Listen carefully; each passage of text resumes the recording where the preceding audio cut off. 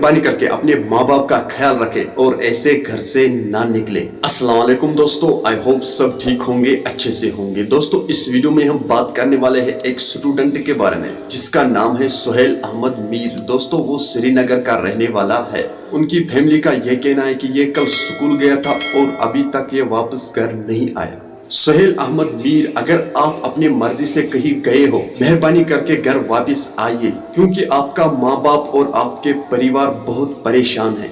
अगर आपको कोई जबरदस्ती ले गया हो, मेरी उससे यही गुजारिश है कि मेहरबानी करके इसे घर वापस छोड़ दो। दोस्तों इसके परिवार का ये कहना है अगर इससे कोई गलती हुई है या आपकी कोई डिमांड है तो वो आपसे इसकी गलतियों की माफी मांग रहे हैं और आपके डिमांड को पूरा करेंगे। तो मेहरबानी करके इनको फोन पे इतला करें, स्क्रीन पे नंबर दिया है। चलो दोस्तों पहले हम इस वीडियो को देखते हैं, इसके घर वाले क्या कह रहे हैं, उसके बाद हम बात करते हैं। सुहेल अहमद मीर यह रात 3 बजे पे लापता, यह 10वीं जमात परान स्कूलस गोमुत और 3 बजे द्राम गर। अस तो मेहरबानी तो मेहरबानी कर सन गुजारिश अस वापस।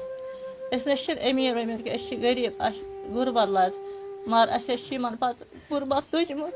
दोस्तों अम्स नाव सुहेल अहमद मीर, यह बसान दिलपोरा, यह रात शाम रात 2-3 बजे गब। तो मेहरबानी कर वन अगर कुछ जाए नजर गो अस तो इतला जरूर तो जरूर। सठा परेशान, अम मोल मोज सठा परेशान तो यह गरीब घरान, मेहरबानी कर दियो इतला। अस गुजारिश कर अगर कह डिमांड अस वन करो पूरा कह परवाह ये डिमांड आस तो मेहरबानी कर वन तो ये समखि या नजरे गो तो मेहरबानी कर वन तो गुजारिश ना गुलज गंड तो अम सुन फोटो क्या तुम हेकू वार वचित अकी सुन फोटो अकी दोस्तों आपने इस वीडियो को देखा है, मेहरबानी करके इस वीडियो को ज्यादा से ज्यादा शेयर करना ताकि ये सुहेल अहमद मीर तक पहुंचे और वो अपने घर वापस आ जाए अपने परिवार के पास। क्या आपको इतना भी ख्याल नहीं रहता है घर से निकलने के वक्त हमारे माँ बाप पे क्या बीत रही होगी, उस माँ बाप पर जो हमें दुख तकलीफ से पाल पोस कर इतना बड़ा करते हैं।